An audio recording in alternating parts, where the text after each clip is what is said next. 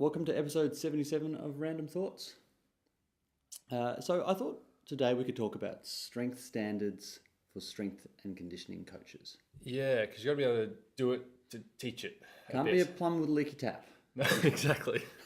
And from a very personal example, I let myself go pretty badly when the business stress was at its greatest. When it's at the one time I should have hung on to my training the hardest, I let it go, which is a rookie mistake. Yeah. Valuable lesson though now, because I think it's made you a more determined, consistent trainer since.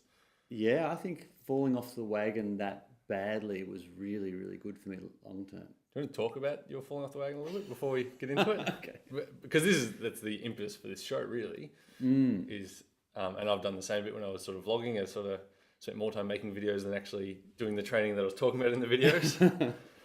Yeah. So, all right. Well, it's kind of a confluence of factors. There are a few different things. One of the things was there was a point where I lost my training mojo. My training mojo went from I love training to I've worked in a gym for over a decade. I'm a little over it, in the same way that the person who works at the chocolate factory is probably like, keep that chocolate away from me. I still don't see how that happens, but I'm sure it does. I'll take your word for it. So there was a bit of that. The actual impetus to train was lower. And hunger for it was, Yeah, and like I'm married and I'm old and you get a little comfortable, I suppose. Yeah. So there's a bit of that. There was, I think, a little bit of the. I think it took me a while to realize this. I got turned off by some of the narcissism that you see in a commercial gym. People who are training because they're just so into themselves, and I think it taints how you feel about training. Yeah, because it's like, I like training, I like doing it, I like lifting heavy weights, but it's like... It's not about vanity, though. And I think social media has done this a little. It feels like a bit of an association. Yeah. That they're training like that because that's their go, and then you're training as well, so you feel connected to that, even though it's not your goal and not your reason for doing something. Yeah. Yeah. And I feel the same thing. I never thought of it that way. Yeah. I feel way less of that now that we have our own gym, because there's none of that really going on here. We all just... everyone just trains. It's only really jokingly that we talk about that sort of stuff. Yeah. So there's that. And then there was just the flat out, that sense of training felt like rearranging your cutlery drawer while your house was burning down.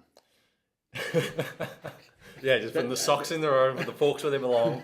But the house, and that was the stress of there's so many things to be done every day to try and make this. If I just start working earlier, I can get more things done in a day. Yeah, because there's a level of inevitability to core advantage now, where people are like, this is awesome what you've done, and as you look back, it's like, oh well, this is always going to be successful. We're always going to get to this many athletes and make it and survive. This was. Let's just clarify right now.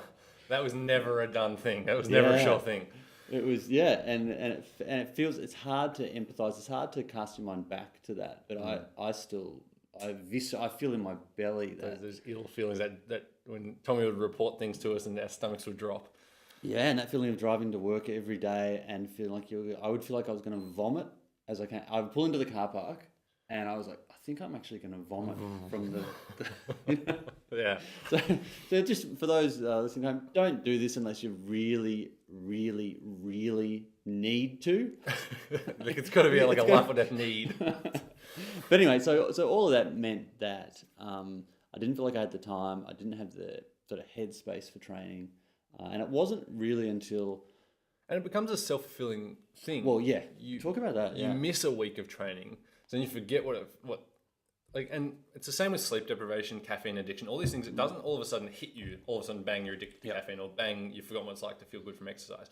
It happens slowly over a course of weeks, and all of a sudden you've trained once in the last month, and you don't realize why you feel so sluggish because you got to sluggish slowly. It's not like all of a sudden you went from feeling great and awesome and productive and fresh and alert to nothing. Yeah. It's just 0.5% every day, and all of a sudden you're running at 75%, and then your cognitive performance, and we'll get to that in a second, all that sort of stuff drops slowly over time. That's what people sort of forget. Yeah, and I've got the reverse of that now, because I've been on fire with my training since the start of the year, really. And I missed a day today because have you seen the lump? Yeah, it's pretty. Well, it's a concave. It's not a lump. It's a hole in my head. Yeah. I had a skin cancer thing cut out of my head yesterday, and so I couldn't train this morning. and your first proper missed session since before Easter. And I woke up and I felt sluggish and I felt rubbish and I felt a little anxious and just this weird combination of low energy but not feeling in the groove and cold and just not good. But normally it happens so slowly you don't notice that and you just go, oh, that's just how I feel. But so that all happened, and then I gradually got back on the wagon. I said, this isn't good enough. My view is that I can't successfully lead a team of strength and conditioning coaches if my strength and conditioning is poor. It's not a great leap there. I just feel like you've got to be in good shape to be able to, and the physicality of it. It's a physical job. So so then I started the rebuild, and now I'm at a point where I wouldn't say I'm ecstatic, but decent. I feel good about where I'm at. I'm on an age-based handicap at 44. I'm doing all right. But so I thought it'd be good to talk about that career thing. Yes, this is kind of a strength coach and fitness professional targeted episode, isn't it? Really, I suppose it is. Yeah. So let's talk about the why. I think the biggest why is if you're in this field or if you're a young sports science student trying to enter into this field, the biggest thing you've got to be cognizant of is just how competitive it is.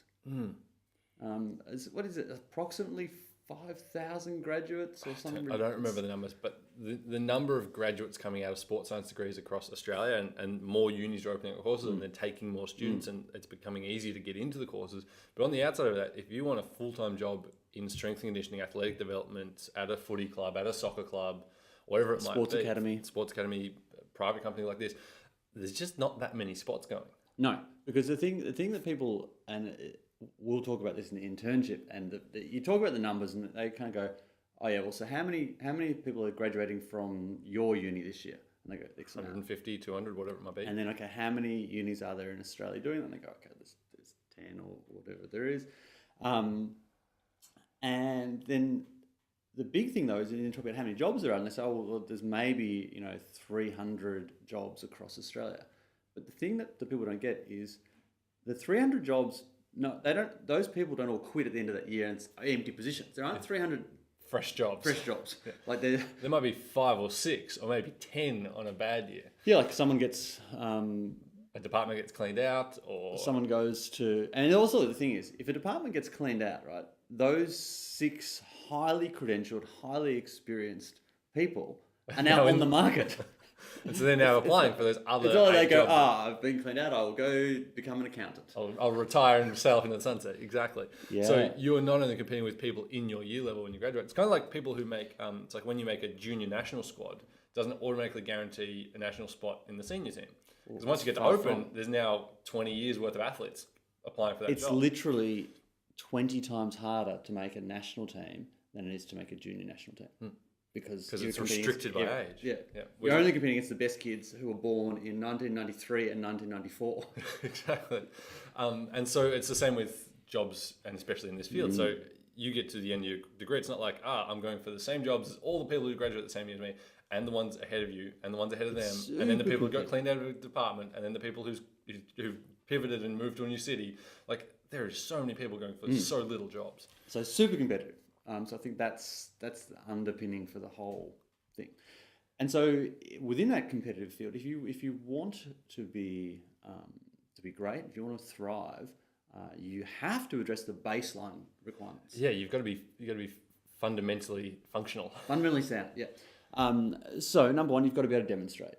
Demonstrations are so profound on so many levels. You've got to be able to be a good demonstrator. I think. Words are really important, and the language you use, the way you use it, all that stuff is massively important. But it's so much easier just to be good. Just sometimes, just do it like this, and you just do it. Yeah, like for example, this week we started our September track time, so it was the first time run last night, and Meg was running it, and she came, I said, "How'd you go with the new track? What did the athletes think?" She was great, except the thirds, the new pocket run variation we're running. I said, "I just didn't have any words." I said, "So what did you do?" So I just did it, and they just copied me. Like, and sometimes some things you just can't articulate. It's like lock in this and rotate this and externally rotate that. It's like just like this. I want your feet like this, and then okay, and then they change their feet, or then they do as you said. So it's a demo, that idea of a picture is worth 1,000 words, a demonstration is worth an essay. with a book sometimes. A picture's worth 1,000 words. Video's worth 1,000,000. And I think a really crisp demonstration is like worth 1,000,000,000 because there's actually a lot of stuff wrapped up in that demonstration. There is not just they see how it has to be done. They also see you doing it. And there's an element of, ooh, Jacob's a bit of a boss at that. So you've just built your credibility in their eyes. And you've also, I think, enhanced your level of influence where, because it is coaching is about influence, and we do want them to. There's no point being able to say the words if they're not willing to listen to your words. They've got to be able to respect you and go, whether it's, Jacob's a bit about us, I want to copy him, I want to emulate that skill. Yeah. Like Tennille doing her in the 2-finger chins. Yeah. If you check out the August summary, Tennille doing her 2-finger chins, that's awesome, and people are like, whoa, Tennille's a boss. Like that's really important. So that ability to demonstrate, it flows into there's the mechanics of just showing how to do the thing, and there's the non-mechanical side of just that influence. I think that's really, really important. Because you want to be a bit of a role model. Yeah, you got to practice what you preach, and sometimes some things in here seem a little removed from sport. Sometimes some of the drills, and it's like if you can explain why this is important and then demo it beautifully, it's like this is what we're trying to get to. This is the end goal of this drill. That makes more sense than this weird version I'm doing right now, and you can see a pathway to what the coach is showing you. For sure. And people, and also the reality is, if you're saying the perfect words, if you're cueing it absolutely perfectly, that's great. But people will they'll listen to you, they'll nod their head. And the cueing is all really important, but they will still, at the end of the day, they will copy what they see. They will mimic. People are visual, especially nowadays. People are so much more visual learners.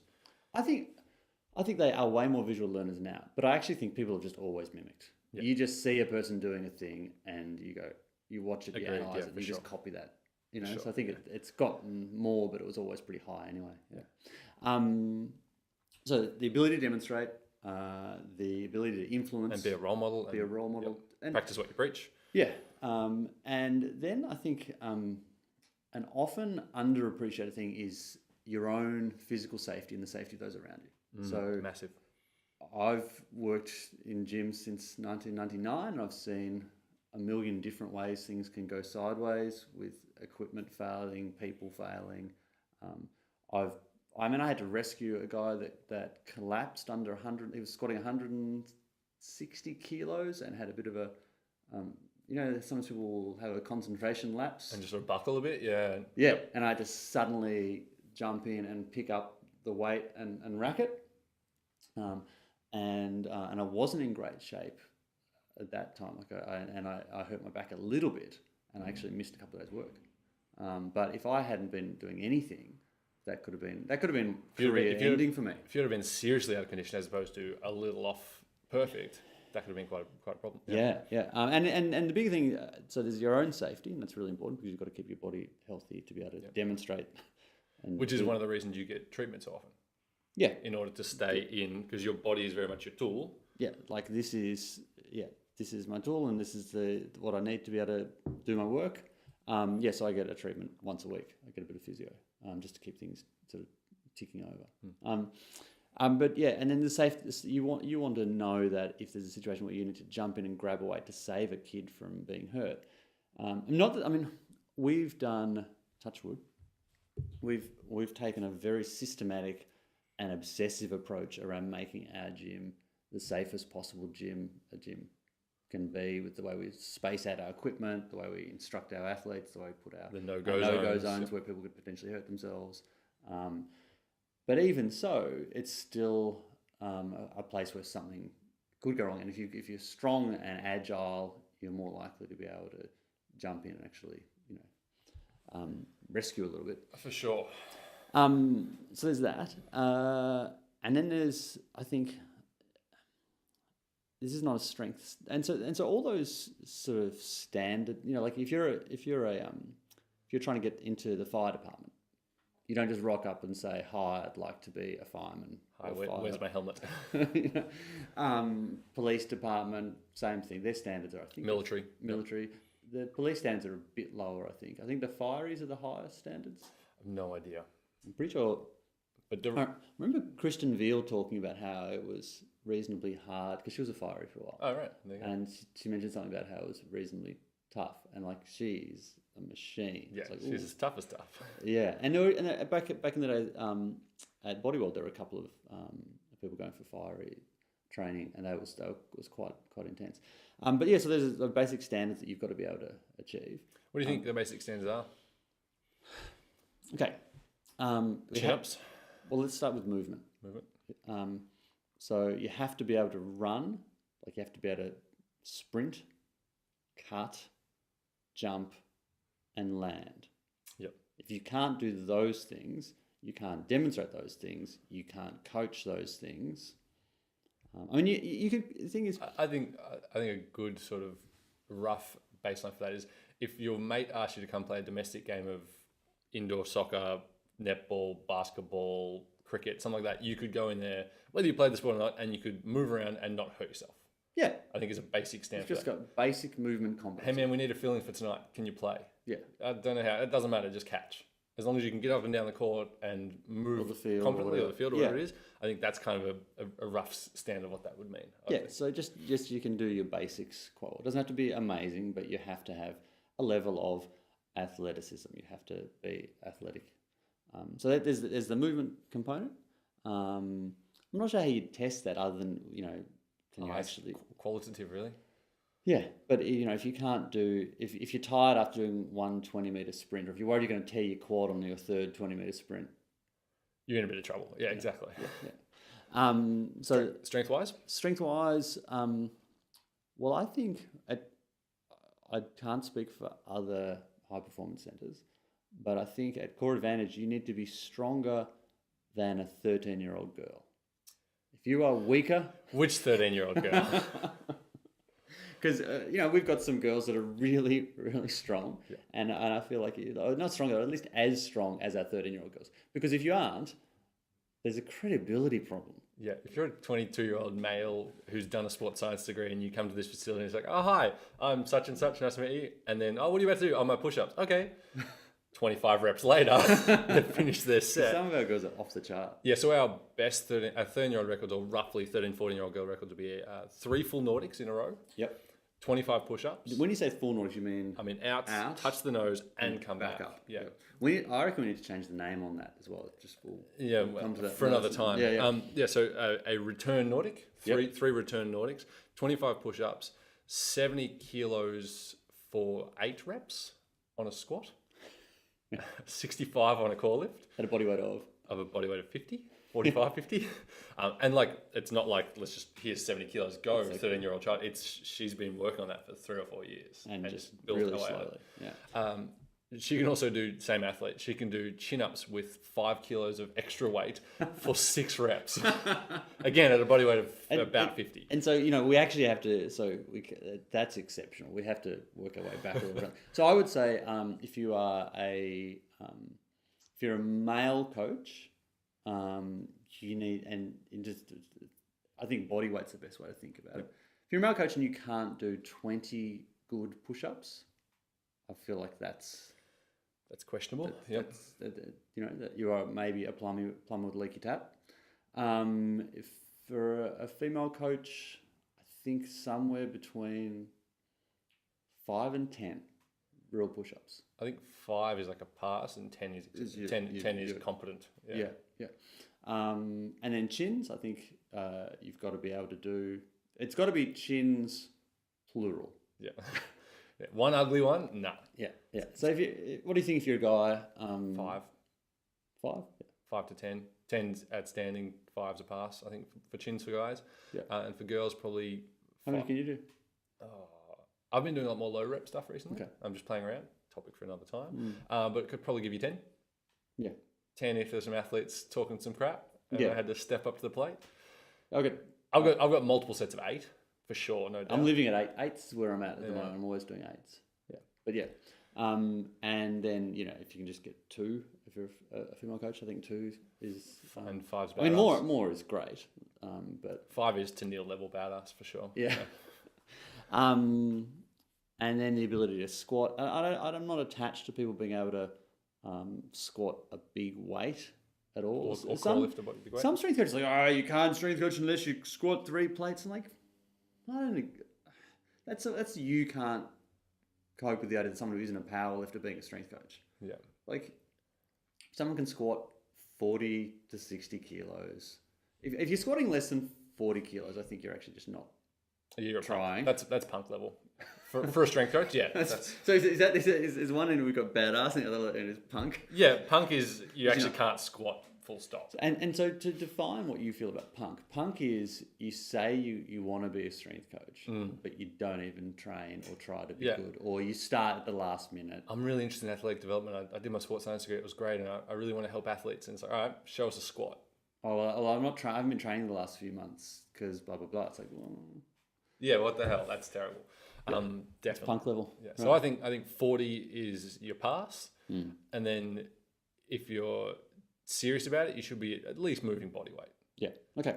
So for me, I'm trying. Anytime my weight slips below 90, whether I'm sick or anything like that, I feel pretty embarrassed until it gets above that 90 or 100 mark. And I'm not chasing double body weight. No. I don't think I ever will again. I've been there before, and just, I don't think from a longevity point of view, it's actually a good idea. I think body weight. Yeah, like if you can put roughly your body weight on your back or pick it up off the ground, then I think that's good. So I think those are the basic strengths. So you got your basic movement standards, strength standards, and then let's talk about the fitness component. I think I was going to say let's wrap up with the fitness side of things. Yeah. So you do a lot of high intensity anaerobic work. I'm more aerobic, just because of where we're at in our training. What we've noticed in our business though is that there's a link between there's a direct correlation between being fitter and moving more when you're coaching. Yeah, and moving's a big part of putting the energy, having that physical energy and putting that energy into the room and demonstrating and being the worst kind of a coach I think is a lifeguard or a lamppost. Or a sit-down lamppost is probably even worse. We saw one of those the other day. Yeah, I saw a sit-down lamppost and I couldn't believe it. A sit-down lamppost coaching and was kind of like a, good job, guys. Yeah, not bad. Yeah. And then doing plyometrics. Like, put something into it, guys. Yeah. Yeah. So if you want energy and effort out of your athletes, you have to put energy and effort into the room, I think. Yeah. I think 100%. That's really important. I think that's huge. And I think tied directly into that is the cognitive and emotional benefits of fitness, of actually putting in decent workouts. The science is very compelling on this. So not only are you more likely to move more when you're fitter and everything you do feels easier and you can stay cognitively alert for longer because you don't get fatigued and exhausted, but there's also that mental... Well, let's dive into it's so interesting, isn't it? That mental side of it. So executive function is increased. So your brain, if you do a half-hour run, your brain is now better at problem solving. Like you've got so cool. You've got blood flow to the prefrontal cortex, and you now can make better decisions. And the part of your brain that helps you to feel stressed and anxious, the amygdala, which is the fight or flight. There's a spider on the wall. I feel sick because I hate traffic. Or I feel like I'm going to vomit because the business doesn't have enough money, or all those things. That part of your brain is now deactivated by intense and going for a run, decent amount of cardio. So literally, is that an endorphins thing? Don't think it's an endorphin. I think it's something to do with it's like a blood flow like literally channeling, funneling thing, right? So cool. It's actually changed. So when I've been for a run, I am now, in a physiological sense, less able to feel stressed and anxious about problems. I can solve problems better, and I'm less able to be, even if I want to worry about them. So you're calmer and smarter. Yeah. And that's an acute thing, and then that also becomes a chronic thing, I believe. Is that right? Yeah, and you just tend to deal with and process things better. And that ability to withstand the stress, that's huge. I think, and to calmly solve problems and get to better solutions. Yeah. Because the thing is, when you're coaching, there's some environments that are really what I would call, really easy coaching. Easy coaching is I'm just coaching you. We've got 3 hours, and there's all the time. Those, if you're training a really rich tennis player, perhaps you can earn a living with that kind of or a boxer setup. If you're Floyd Mayweather's guy, you probably got a similar sort of vibe. Yeah, but in here we have to be able to train a lot of people, and and to be working. It's a real multitasking thing. Yeah, it's a constant juggle. Yeah. And it's about making really good decisions without being able to ruminate on them for a long, long time. So you've got to work out, okay, what's the problem? And if someone's pattern's wrong, they're making the wrong shape, load, they've just come in off a 2-week deload after they've injured something, or new injury, or they've got tryouts coming up, or they're heading off to Oz camp or something like that. Yep. And that's one person, and you might have 4 or 6 if we're really busy with those, where you are, and so if you're cognitively, if you're not great, that's not going to work. Yeah. So there's a lot of components to it. So yes, strength. I think strength and conditioning coaches are generally pretty good at strength standards. Where they tend to fall down is often movement skill standards and fitness standards. And it's doing them all. You've got to put a bit of it all in, I think. Yeah, you've got to be a bit of an all-rounder for sure. Do we have links that are useful for that? I don't think so. Good luck, people. Okay, so just start with the basics. Train 3 times a week on an A/B split. Push something, pull something, hinge something, squat something. Yeah, and then do some cardio. I'll link to the conditioning articles. I'll link to how to get fit. I feel like we're just leaving people high and dry. Good luck, everybody.